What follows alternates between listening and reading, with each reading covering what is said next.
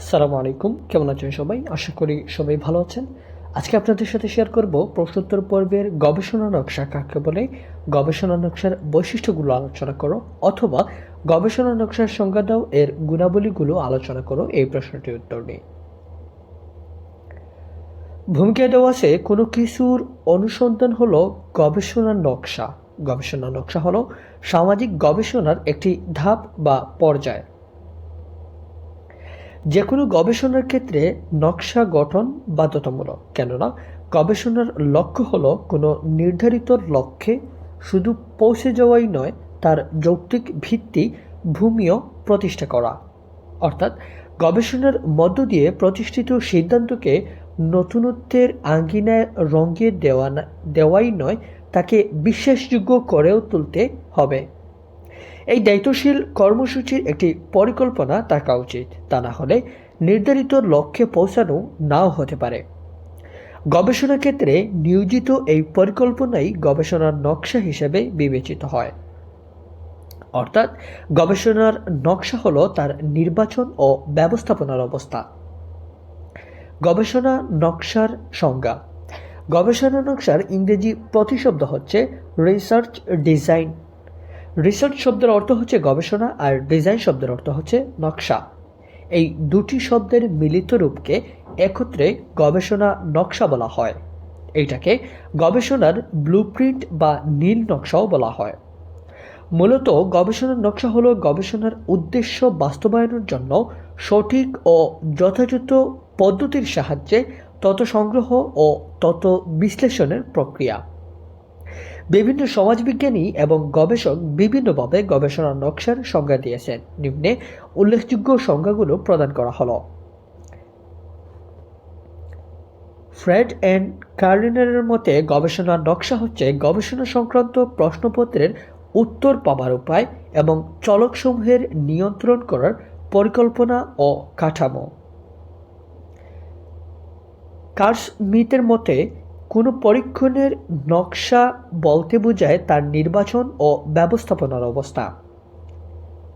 Black ও champion তার বক্তব্যে বলেছেন, গবেষণার নকশা হচ্ছে এমন একটি পরিকল্পনা যাতে তথ্য কীভাবে সংগৃহীত ও বিশ্লেষিত হবে তা সুনির্দিষ্টভাবে উল্লেখ করা হয় এবং গবেষণার উদ্দেশ্যের সাথে প্রক্রিয়াধীন অর্থনীতির সমন্বয় সাধন করা হয়। পি.ভি. ইয়ংয়ের মতে গবেষণা নকশা হচ্ছে গবেষণা কর্মের এক যৌক্তিক এবং পদ্ধতিনিষ্ঠ পরিকল্পনা এবং পরিচালনা। ক্লেয়ার সেল্টিজের মতে পরিমিত প্রক্রিয়া গবেষণার উদ্দেশ্যের সাথে সঙ্গতিপূর্ণভাবে উপাত্ত সংগ্রহ ও বিশ্লেষণের লক্ষ্যে বিভিন্ন শর্তের বিন্যাস রাখাই হচ্ছে গবেষণা নকশা। ই.আর. সবেনের মতে গবেষণা নকশা হলো এমন একটি সুনির্দিষ্ট পরিকল্পনা নয় যা বিচ্যুতি ছাড়াই অনুসরণ করা হবে, বরং কাউকে সঠিক পথে রাখার জন্য কতিপয় নির্দেশকে স্তম্ভের বা ক্রমবিন্যাস মাত্র। ব্ল্যালক বলেছেন, নকশা হলো কিছু সাধারণ নির্দেশনার সন্নিবেশ যার মধ্য দিয়ে বৈজ্ঞানিক পদ্ধতির সাথে সঙ্গতিপূর্ণ কোনো গবেষণা পরিচালিত হয়। উপরিউক্ত সংজ্ঞার আলোকে বলা যায় যে কোনো গবেষক তার গবেষণা কার্যক্রম শুরু করতে গিয়ে কখন, কিভাবে, কার কাছ থেকে কত সময়, অর্থ ও শ্রম ব্যয় তথ্য সংগ্রহ ও বিশ্লেষণের মধ্য দিয়ে অনুমান যাচাই ও গবেষণার অভীষ্ট লক্ষ্যে পৌঁছাতে পারবেন সেই বিষয়ে বাস্তব চিন্তা ভাবনা করে বিজ্ঞানভিত্তিক যে পরিকল্পনা প্রণয়ন করা হয় সেটাই হচ্ছে গবেষণা নকশা। গবেষণা নকশার বৈশিষ্ট্যসমূহ। সামাজিক গবেষণা করতে গেলে সর্বপ্রথম যে বিষয়টির কথা চিন্তা করতে হয় তা হলো গবেষণা নকশা। গবেষণা নকশার উপর নির্ভর করেই একটি গবেষণা সফলতা ও ব্যর্থতা নির্ভর করে। আর এই নকশা হতে হবে সুনিয়ন্ত্রিত ও সুনির্দিষ্ট। আর এই জন্য গবেষণা নকশার কতগুলো বৈশিষ্ট্য পরিলক্ষিত হয়। নিম্নে এই বৈশিষ্ট্য সম্পর্কে বিস্তারিতভাবে আলোচনা করা হলো। প্রথম নম্বর বৈশিষ্ট্য হচ্ছে অর্থ অনুধাবন। গবেষণা নকশার একটি প্রধান বৈশিষ্ট্য হলো অর্থ অনুধাবন, অর্থাৎ সংগৃহীত তথ্যাদির প্রকৃত অর্থ অনুধাবন। গবেষণার জন্য যেসব উপাত্ত সংগ্রহ করা হবে তার অর্থ যেন সবাই অনুধাবন করতে পারে সেজন্য গবেষণা নকশা প্রণয়ন করা হয়। আর এই সংগৃহীত উপাত্তগুলো দ্বারা সুষ্ঠুভাবে গবেষণা কাজ সম্পন্ন করা হয়। তৃতীয় নম্বর বৈশিষ্ট্য হচ্ছে নমনীয়। এটি গবেষণা নকশার আরেকটি অন্যতম বৈশিষ্ট্য। যে কোনো উত্তম নকশার বৈশিষ্ট্য অবশ্যই নমনীয় প্রকৃতির হতে হবে, কেননা গবেষণা করতে হলে সবসময় সঠিক উপাত্ত সংগ্রহ নাও হতে পারে। আর সেজন্য গবেষণা নকশার বৈশিষ্ট্য হিসেবে নমনীয়তাকে বিবেচনা করা হয়। তৃতীয় নম্বর বৈশিষ্ট্য হচ্ছে স্থানীয় ভুল সংশোধন। এটি গবেষণা নকশার অন্যতম একটি বৈশিষ্ট্য। গবেষণা নকশার বৈশিষ্ট্য এমন হতে হবে যাতে দৈব ভুল কম হয় এবং তাতে ভুলের পরিমাণ নির্ণয় করা যায়। কোনো বিষয়ে গবেষণা করতে গেলে দৈব ভুল হয়ে থাকে মূলত গবেষকদের ব্যক্তিগত কিছু অজ্ঞতার অভাবে, আর এইসব ভুল দূর করার জন্য গবেষণা নকশা প্রণয়ন করা হয়ে থাকে। চতুর্থ নম্বর বৈশিষ্ট্য হচ্ছে সঠিক উপাত্ত সংগ্রহের উপযোগী। এটি একটি উত্তম গবেষণার আরও একটি উল্লেখযোগ্য বৈশিষ্ট্য। গবেষণা করতে গেলে অবশ্যই সঠিক উপাত্ত সংগ্রহের উপযোগী উপাত্ত সংগ্রহ করতে হয়, কেননা সঠিক উপাত্তের উপরই গবেষণার এই সফলতা নির্ভর করে। কাজেই গবেষণাকে সাফল্যমণ্ডিত করার জন্য গবেষণা নকশা প্রণয়ন করা প্রয়োজন।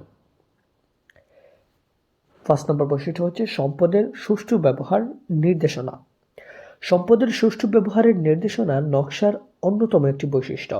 একটি গবেষণা কাজ সম্পাদন করতে হলে অবশ্যই প্রাপ্ত সম্পদের সুষ্ঠু এই ব্যবহার নির্দেশনা প্রদান করা। অন্যথায় গবেষণার কাজটিতে অধিক সময়, শ্রম ও অর্থ ব্যয় হবে, যা মোটেও কাম্য নয়। ৬ নম্বর বৈশিষ্ট্য হচ্ছে পূর্বানুমান পরীক্ষার ক্ষমতা। গবেষণা নকশার আরও একটি বৈশিষ্ট্য হচ্ছে পূর্বানুমান পরীক্ষার ক্ষমতা। একটি উত্তম গবেষণা নকশা অবশ্যই গবেষণার জন্য সংগৃহীত পূর্বানুমানকে বস্তুনিষ্ঠভাবে যাচাই বা পরীক্ষার ক্ষমতা থাকতে হবে, কেননা সামাজিক গবেষণার অধিকাংশ ক্ষেত্রেই পূর্বানুমান গ্রহণের মাধ্যমে গবেষণা কার্য পরিচালিত হয়। ৭ নম্বর বৈশিষ্ট্য সমস্যার প্রকৃতি অনুধাবন। গবেষণা নকশার আরেকটি অন্যতম বৈশিষ্ট্য হচ্ছে সমস্যার প্রকৃতি অনুধাবন করা। গবেষণা নকশা প্রণয়নকালে অবশ্যই সমস্যার প্রকৃতি অনুধাবন করতে হবে। যে কোনো বিষয়ে গবেষণা করতে গেলে দেখতে হবে যে কি কি সমস্যা সৃষ্টি হতে পারে, সেগুলো অনুধাবন করতে হবে।